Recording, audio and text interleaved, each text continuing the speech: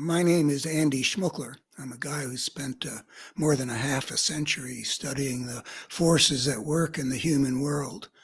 Um, and what I've come to understand leads me to want to talk about something that Stewart Stevens is saying about the Republican Party. He is a former Republican himself.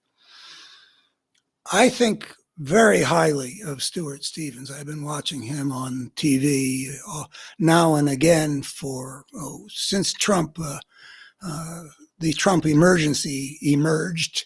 Uh, he's been on. He's got a great deal of depth of insight into his former political party and the pathologies that it represents. He's a part of the Lincoln Project, and he's a never Trumper from the beginning. And he's got good Republican credentials, having been a strategic policy advisor for Mitt Romney in that presidential campaign in 2012, and a variety of other things. And he is the author of a book called It Was All a Lie, which is a very striking title.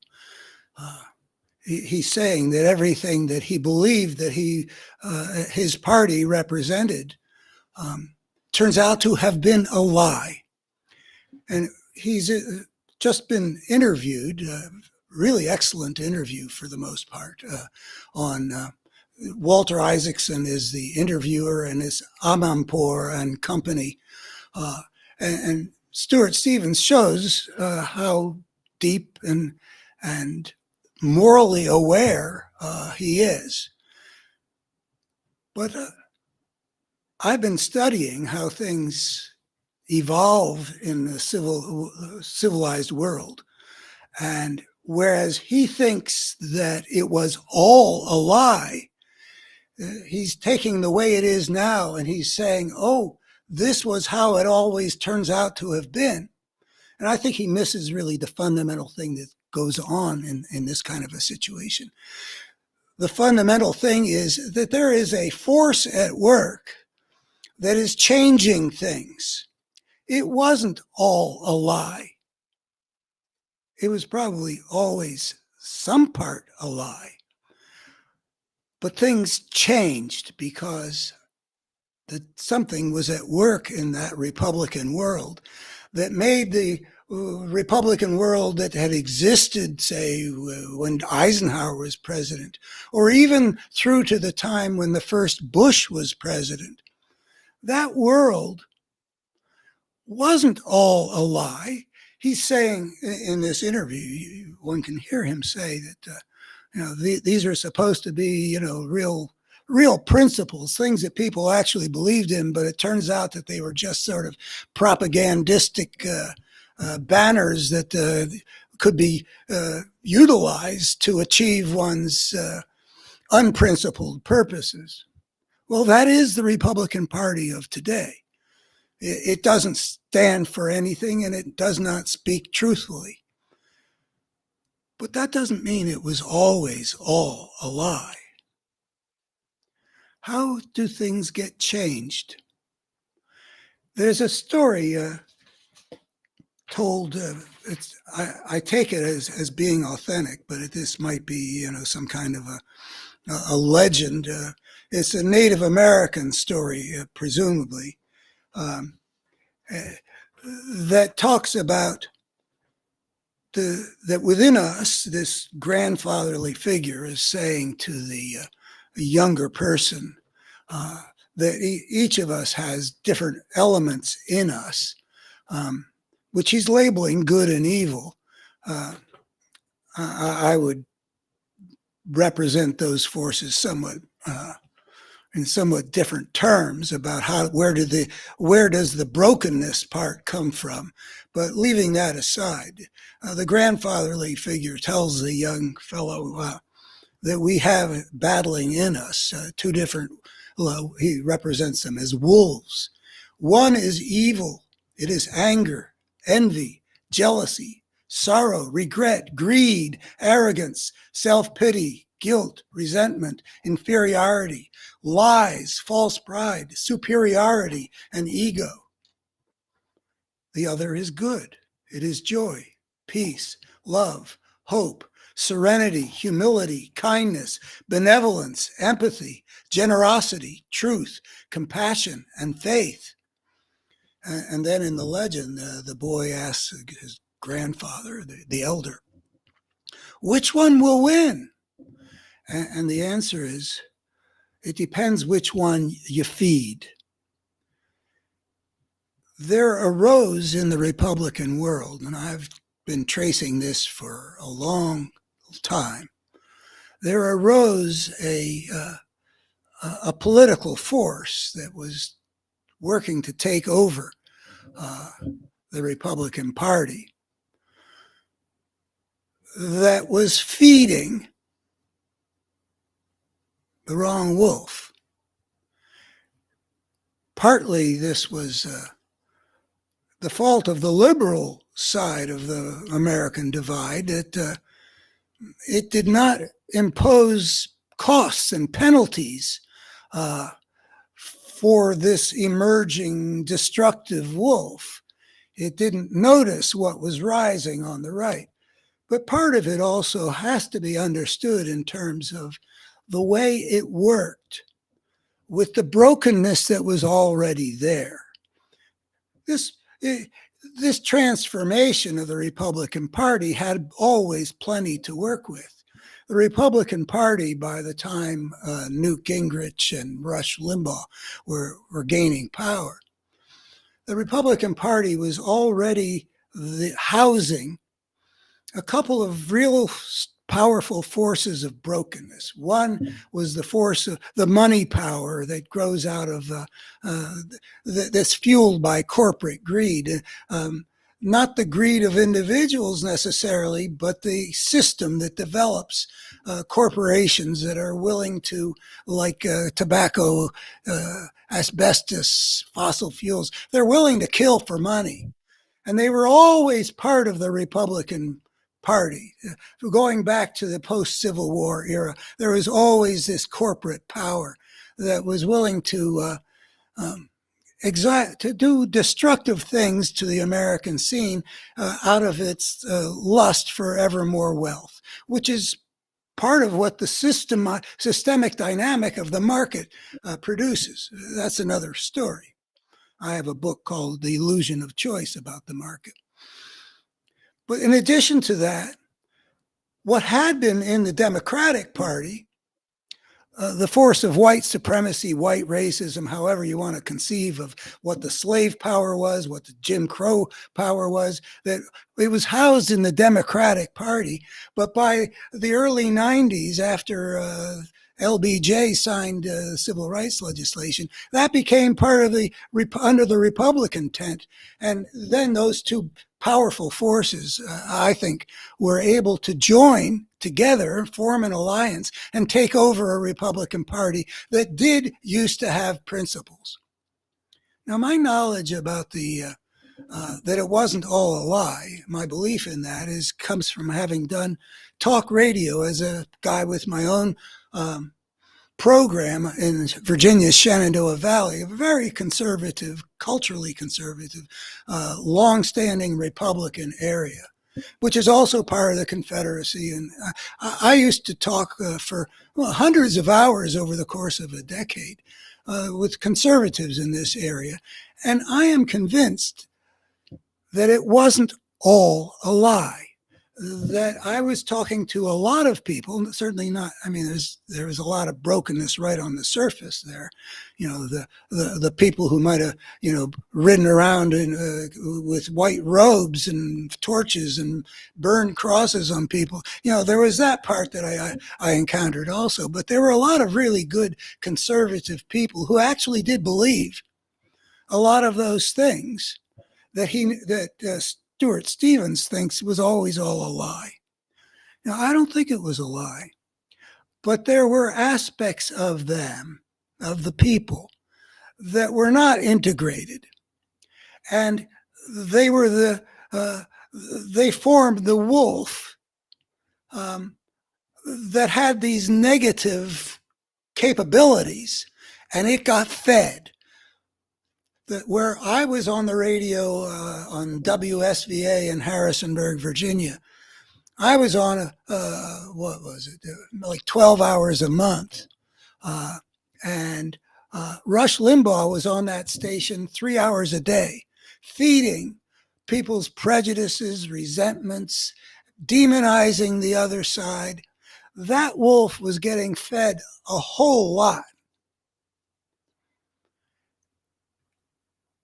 And then changes take place in the Republican base, this being a piece of the Republican base.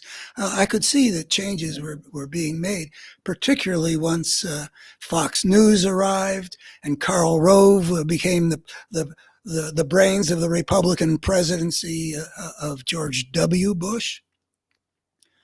This resulted in changes. And the more the whole thing changed, the more there was a sorting out of who came into the Republican Party. I mean, it became more and more appealing to somebody like Marjorie Taylor Greene or Matt Gaetz or Tom DeLay.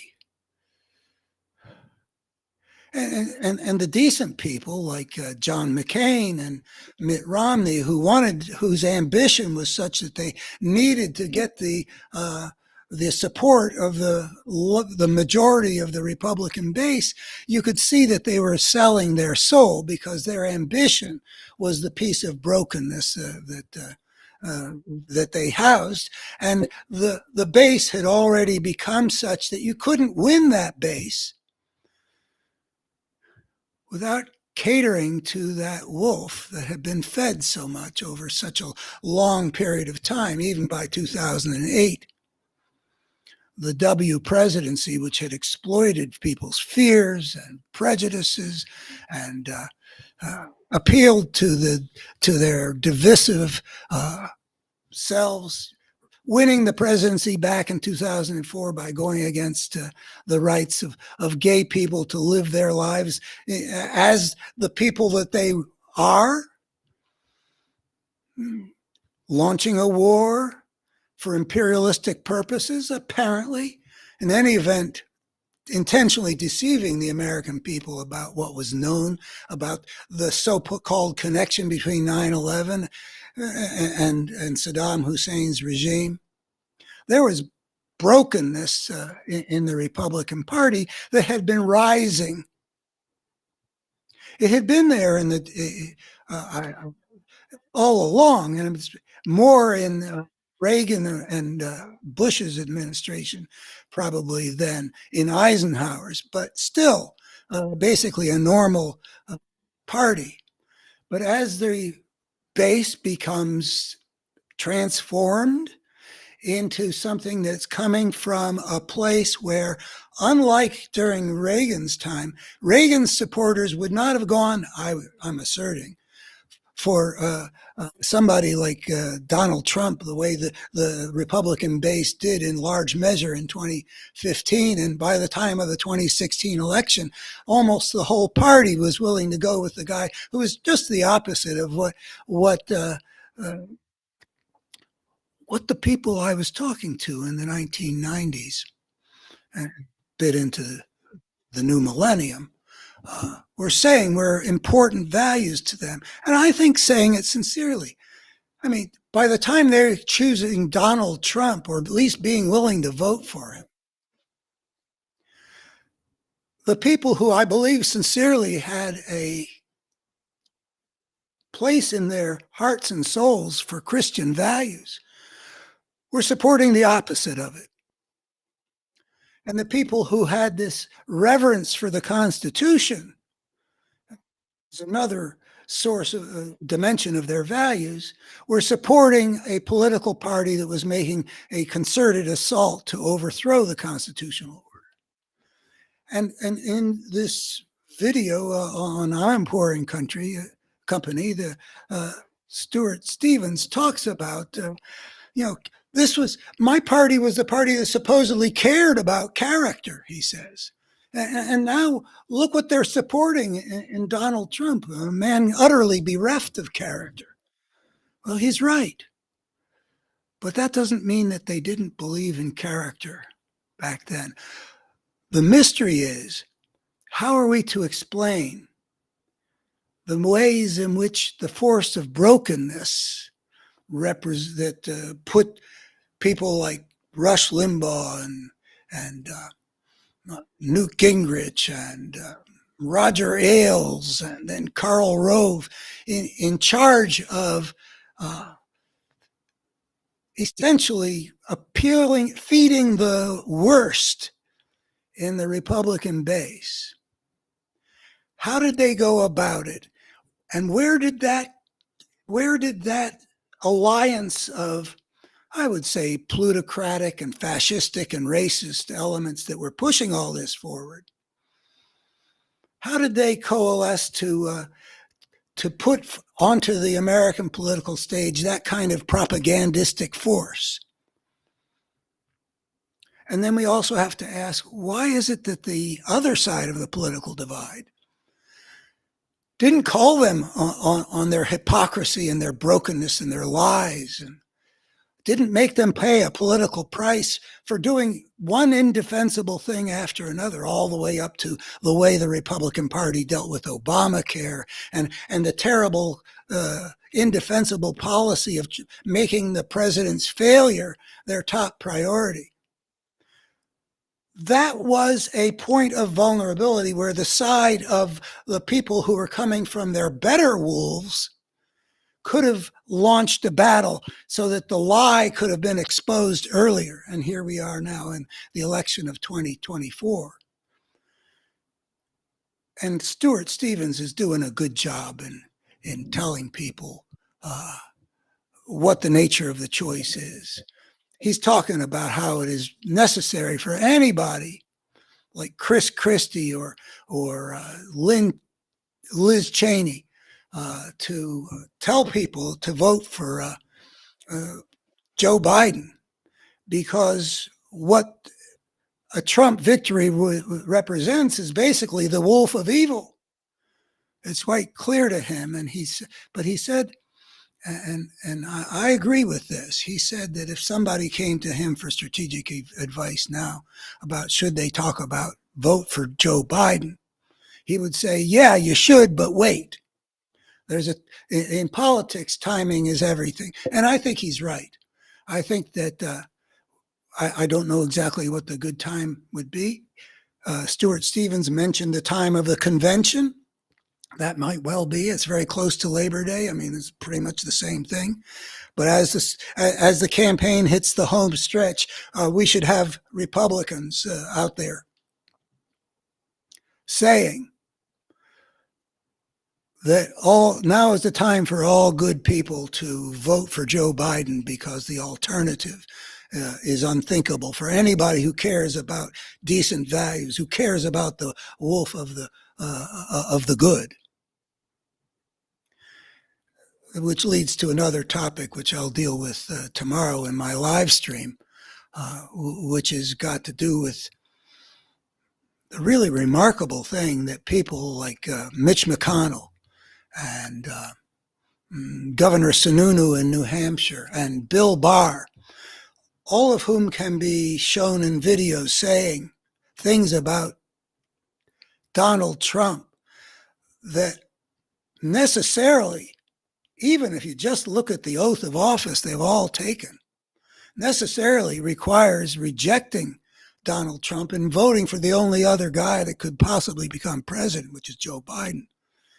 And yet all three of those guys have in this week come out and said, yeah, I'll support the Republican candidate, which means I will support Donald Trump.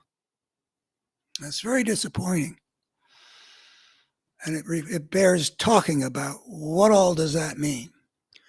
But for this thing today about it was all a lie, there have been forces at work, and we need to look at how those forces manifest themselves in the human world. The forces that took a decent, normal, respectable American party and transformed it into this force of fascism, this thing that deals continually in falsehoods and the other things that are listed there by the Cherokee grandfather as the wolf that's been fed and turned the Republican Party into something that it was not. So, Stewart Stevens, I don't know if there's any motivation for not seeing this. Like possibly you were there while this transformation was taking place, and maybe you're not happy to think that you missed the way there were forces at work while you were trying to help Mitt Romney to become president, and you didn't see them. Well, I don't see how that's any worse than thinking, geez, it was always all a lie. In fact, I think it is better. You probably did belong in a principled party, and the party was once somewhat principled, but it had its vulnerabilities, and those got exploited because of a brokenness on the political right and a blindness and weakness on the liberal side of the equation. That's what I think I can show. And if you want to see how I show it, it's laid out in considerable detail in multiple directions on my website, which is abetterhumanstory.org, where I've been studying these forces, well, as I said, some of it for more than half a century, but this force that's arisen on the right, what the Republican Party has become, I saw in 2004 and have been writing about it in detail ever since. So please check that out. Please subscribe to my videos. And Stewart Stevens, I hope you'll consider the idea that it wasn't all a lie, that there are forces that we need to understand that work in the human world that are crucial to understand because they better help us defeat the wolf of the right, and to recognize what all needs to be done so that it does not control our destiny. The one that wins is the one that we can feed, and we will feed the force of the good better if we understand what the nature of the battle is. Thank you.